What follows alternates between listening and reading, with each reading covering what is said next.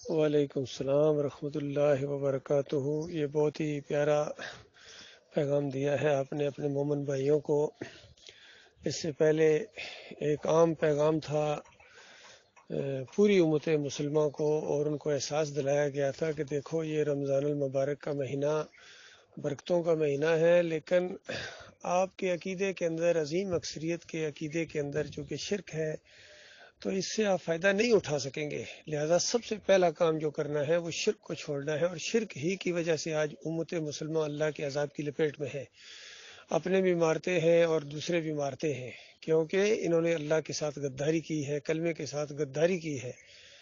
کلمہ پڑھنے کے بعد پھر انہوں نے بندوں کو، اور وہ مردہ بندوں کو، داتا کہا، دستگیر کہا، مشکل کشا، حاجت روا، غریب نواز، غوث اور غوث الاعظم کے القاب دے کے ان کی نظر و نیازیں کی ہیں، ان کے واسطے وسیلے دیے ہیں، اور ان کو رکوع اور سجدے، ان کی قبروں کے اوپر جا کے، مزاروں کے اوپر جا کے انہوں نے رکوع اور سجدے کیے ہیں۔ وہاں اتنی بڑی بڑی دیگیں ہیں، 48 ٹن کہتے ہیں اس کے اندر وہ حلیم پکتی ہے، دال پکتی ہے، اور بکرے اور چھترے اس کے اندر پکتے ہیں، اور پھر مسلمان کھاتے ہیں اور کہتے ہیں کہ ثواب ملے گا، اور اللہ اس کو خنزیر کے گوشت سے زیادہ حرام قرار دیتا ہے۔ 4 جگہ ایک ہی ترتیب کے ساتھ، انما حرم علیکم المیتۃ والدم ولحم الخنزیر وما اہل بہ لغیر اللہ، کہ یہ 4 چیزیں تمہارے اوپر نام لے کے اللہ تعالیٰ نے، کہ یہ مردار، بہتا ہوا خون، اور سور کا گوشت، اور ہر وہ چیز جو اللہ کے علاوہ کسی اور کی طرف اس کو منسوب کر دیا جائے۔ جس طرح یہ مزاروں کے اوپر دیگیں پکائی جاتی ہیں، داتا کا لنگر ہے، فلاں کا لنگر ہے، اور پھر یہ نیاز ہے، بابے صاحب سبحان کی نیاز ہے، وہاں دیے جلائے جاتے ہیں، حلوے پکائے جاتے ہیں، وہاں رکھے جاتے ہیں بکرے چھترے اور مرغیاں چڑھائی جاتی ہیں۔ ہر ایک کا اپنا اپنا انداز ہے خوش ہونے کا، کوئی چوریوں سے خوش ہوتا ہے، علی اجویری کی قبر پر ٹنوں کے حساب سے دودھ چڑھایا جاتا ہے، عبد القادر جیلانی کی ہر مہینے 11ویں ہوتی ہے۔ یہ بالکل حرام نجس ہے، اور اس طرح اللہ کی لعنت اس کے اوپر پڑتی ہے۔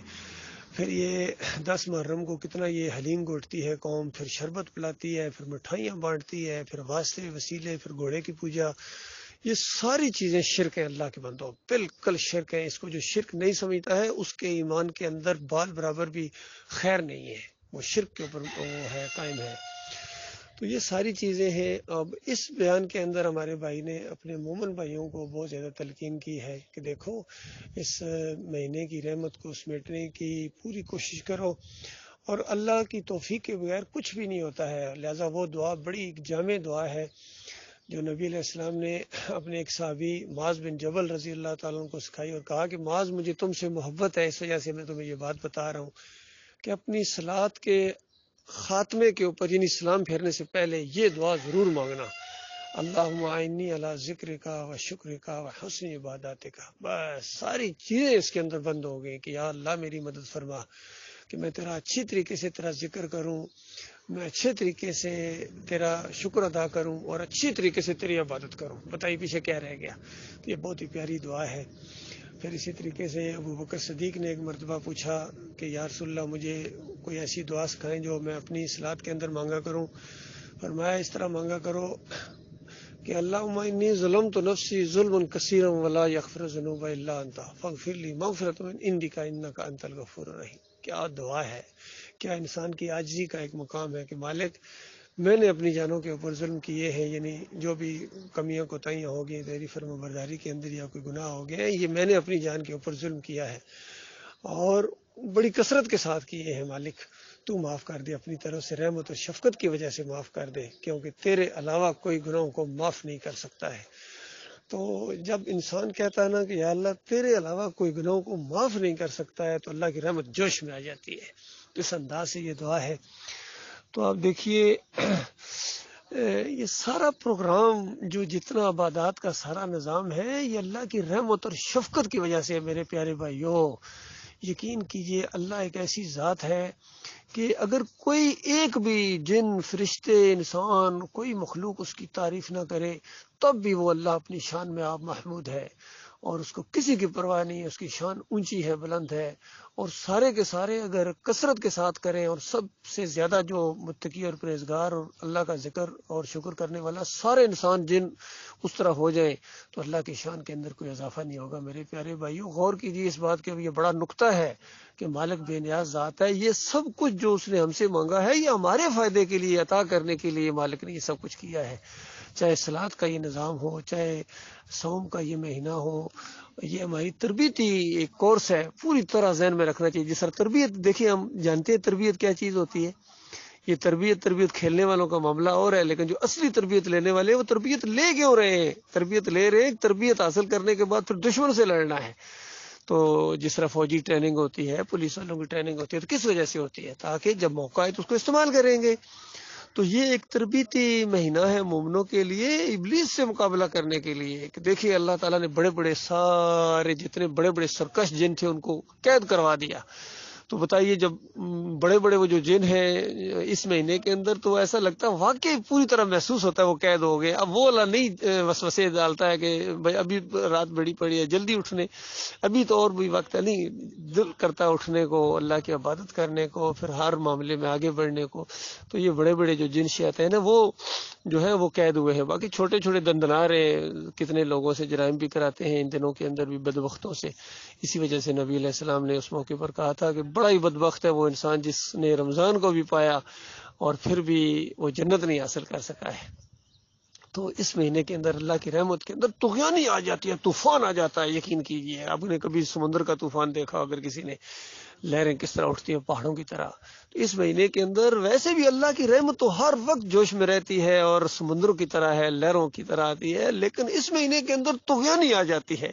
تو اس مہینے کے اندر بھی جو اپنے مالک اور خالق سے معافی نہیں مانگ سکا ہے، نہیں جنت حاصل کر سکا ہے، پچھلے گناہ نہیں بخشوا سکا ہے، تو کتنی بڑی محرومی ہے۔ پھر جس طرح میرے بھائی نے بتایا، بہت اچھے نقطے یہ ہے کہ دیکھو یہ صرف کھانا پینا بند نہیں کرنا ہے، یہ پوری ٹریننگ ہے کہ نبی علیہ السلام کی حدیثوں کا مفہوم یہی ہے کہ اگر کوئی جھوٹ بولنا نہیں چھوڑتا ہے، گالی گلوچ نہیں چھوڑتا ہے، بد کلامی نہیں چھوڑتا ہے، لڑائی جھگڑا نہیں چھوڑتا، تو اللہ کو کوئی ضرورت نہیں ہے کہ اس کو کھانا پینا چھڑوا دے۔ اسی طرح ایک اور روایت کے اندر ہے کہ اگر کوئی تم سے لڑائی کرتا ہے خود، تو اس کو کہو بھائی میں تو صائم ہوں، میرا تو یعنی منہ بند ہے، میں تو یعنی غلام جس طرح ہوتا ہے، میں تو نہیں بول سکتا، تو آزاد ہے، تو جو مرضی کر، تو بے لگام ہے، لیکن میں ایسا نہیں ہوں۔ تو اس میں بھی دیکھیے کتنا ہے کہ کتنی برائیوں سے آپ بچ جاتے ہیں، اس کو بھی احساس ہوگا دیکھو میرے اور اس کے درمیان کتنا فرق ہے۔ تو یہ تبدیلی لاتا ہے ایمان اور یہ جو عبادات کے نظام ہے۔ اسی طرح صلاۃ کا یہ نظام ہے، یہ بے حیائی کے کاموں سے بچاتا ہے۔ اگر بے حیائی کے کام نہیں چھوٹے ہیں اور صلاۃ بھی جاری ہے، نمازیں جاری ہیں، تو اس کا مطلب ہے صلاۃ اپنا کام نہیں کر رہی ہے۔ اور سب سے بڑی بات جس طرح شعیب علیہ السلام کو قوم نے کہی تھی کہ شعیب کیا تیری صلاۃ یہ سکھاتی ہے کہ ہم اپنے معبودوں کو چھوڑ دیں جن کو ہمارے آباء و اجداد پکارتے آ رہے ہیں، ان کو نظر و نیاز کرتے آ رہے، تیری صلاۃ یہ سکھاتی ہے؟ تو غور کیجیے اس بات کے اوپر بھی، صلاۃ یہ سکھاتی ہے۔ سب سے بڑا جو شرک کا رد ہے وہ یہی صلاۃ ہی تو ہے۔ اس کا آغاز ہوتا ہے نیت سے کہ میں اللہ کی طرف، اللہ کے سامنے جھکنے کی طرف جا رہا ہوں، پھر وضو کرتا ہے، گناہ جڑتے ہیں، پھر اس کے بعد وضو کے بعد جب کہتا ہے اشہد ان لا الہ الا اللہ واشہد ان محمدا عبدہ ورسولہ، تو اس کے لیے 8 جنت کے دروازے کھول دیے جاتے ہیں، بشرطے کہ وہ انسان شعور کے ساتھ کہے وہ اللہ کے علاوہ کسی اور کے سامنے جھکتا نہیں ہے، کسی کے رکوع اور سجدے ثابت نہیں کرتا ہے، کسی اور کی نظر و نیاز کا قائل نہیں ہے، پکاروں کا قائل نہیں ہے، واسطے وسیلوں کا قائل نہیں ہے، جمہوریت کے مشرکانہ نظام کا قائل نہیں ہے، بریلویت کا قائل نہیں ہے، دیوبندیت کا قائل نہیں ہے، اہل حدیثیت، سلفیت اور صوفیزم کا قائل نہیں ہے، اور کسی شرک کے ساتھ اس کا کوئی تعلق نہیں ہے بلکہ شرک کا دشمن ہے، تو اس کے ساتھ یہ معاملہ ہوتا ہے۔ پھر اذان کا کہنا، اذان کے اندر کیا توحید بیان ہوتی ہے، بشرطے کہ مؤذن اس کی اجرت نہ لے۔ اس طرح امامت، جو امام کا امامت کروا رہا ہے مومنوں کی، کتنا بڑا درجہ ہے، بشرطے کہ اس کے پیسے نہ لے، تنہا نہ لے، یہ ساری شرائط ہیں۔ اس کے ساتھ جو اللہ کی عبادت کرے گا، بتائیے کتنا خوش قسمت ہے، کتنا اللہ تعالیٰ نے یہ موقع دیا ہے۔